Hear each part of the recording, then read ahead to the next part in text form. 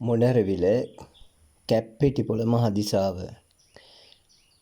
ඉංග්‍රීසි පාලනයට විරුද්ධව 1817 දී ඇති වූ උඩරට මහ කැරැල්ල නම් විමුක්ති සටනට නායකත්වය දුන් ජාතික වීරයා කැප්පෙටිපොළ මහදිසාවය.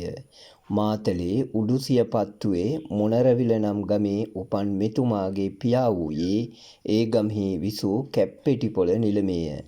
මෑණියන් වූයේ මොනරවිල කුමාරි හාමිය. කැප්පෙටිපොළ මහදිසාවට උඩරට රදළ පවුල් කීපයක් සමග ඥාති සම්බන්ධතා තිබුණි. එම නිසා ඔහු මහා බලවතෙක් විය.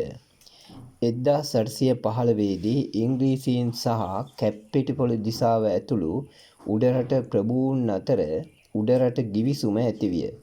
වැඩි දිනක් නොයාම ඉංග්‍රීසීහු උඩරට ගිවිසුම උල්ලංඝනය කරන්නට වූහ.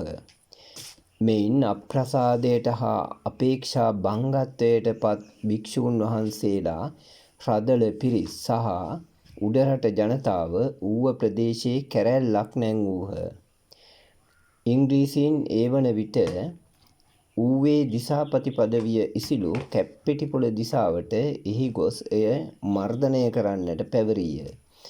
කැරැල්ල මර්දනය කිරීම පිණිස ඌවට ගිය කැප්පෙටිපොළ කැරැල්ලට සහභාගී වූ සිංහල ජනතාවගේ දේශානුරාගය දැක තමන් සමග එහි ගිය ඉංග්‍රීසි බලඇණියත් අවියායුධත් ඉංග්‍රීසීන් වෙත ආපසු එවා තමනුත් කැරැල්ලට එක්විය.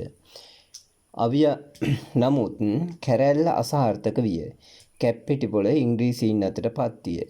රාජ්‍ය විරෝධී කැරැල්ලකට සහභාගී වී එය මෙහෙයවීම ගැන චෝදනා ලැබූ ඔහුට නඩු විභාගයකින් පසු මරණීය දණ්ඩනය නියම කරන ලදී. ඒ අනුව දඬුවම පැමිණවීම 1818 නොවැම්බර් 26 වැනිදා බෝගම්බර වැව අසලදී සිදු කරන ලදී. තමාට මරණ දඬුවම දෙන වධක ස්ථානයට ගොස් නිතරම ඉනේ සඟවාගෙන තිබුණු පුස්කොළයේ ලියන ලද ධම්මපදය ගෙන මදක් කියවා ගහලයා දෙස බලා බොල එක පහරින් මගේ බෙල්ල කපව යැයි කියා ඉතිපිසෝ භාගවා අරහං ආදී නවගුණ පාඨය කියවන්නට පටන්ගත් බවත් වධකයාගේ කඩු පහරින් කැපී වැටෙන හිසින් අරහං යන ශබ්දය නිකුත් වූ බවත් පොතපතෙහි සඳහන් වේ. ඉතා සංසුන්න සහ එඩිතරව මරණයට මුහුණ දුන් ඔහුගේ හිස් කබල පසුව එංගලන්තයට ගෙන යන ලදී. 1948 වර්ෂයේදී එය නැවත ශ්‍රී ලංකාවට ලැබිණි.